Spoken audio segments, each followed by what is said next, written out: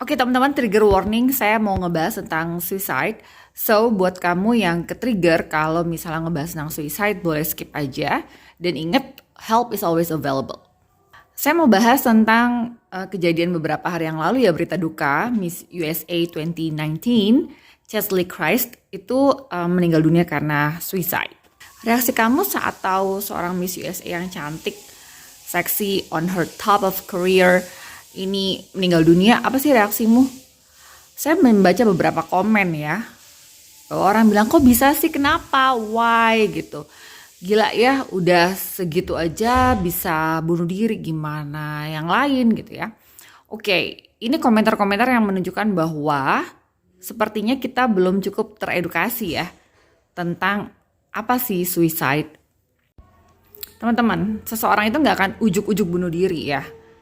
Tapi ada kondisi-kondisi yang mendahuluinya. Yang paling sering memang adalah mental health issues gitu. Bisa depresi pada bipolar, bisa gangguan kepribadian seperti borderline personality disorder ya. Ada gangguan penggunaan zat atau termasuk jarang ya gangguan kecemasan atau gangguan-gangguan yang lainnya ya. Dan yang pasti kondisi seperti ini sebenarnya preventable atau bisa dicegah, bisa ditolong.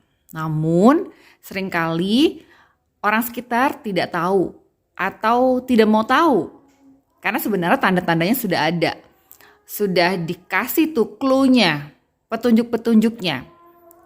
Kenapa ya ada clue kayak gini ya? Sebetulnya karena orang yang ingin suicide itu sebenarnya pengen dibantu.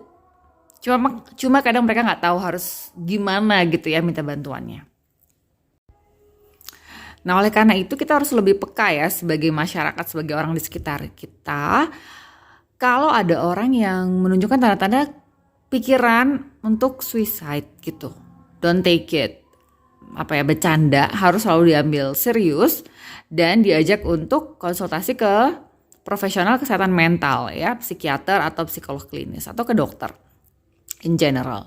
Nah, jadi tolong banget kita sebagai masyarakat sama-sama aware nih, karena kematian akibat bunuh diri adalah penyebab kematian nomor 2 tertinggi di dunia menurut WHO ya, pada usia 15 hingga 25 tahun.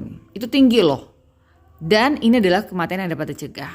So kita sama-sama yuk aware tentang suicide prevention, pencegahan suicide. Oke guys?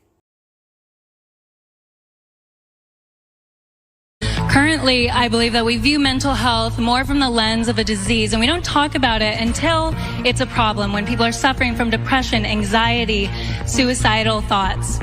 Instead, we should be shifting our focus and looking at mental health holistically, incorporating it into our general health care and normalizing conversations, especially with kids, so that they grow up knowing that it's okay to not be okay.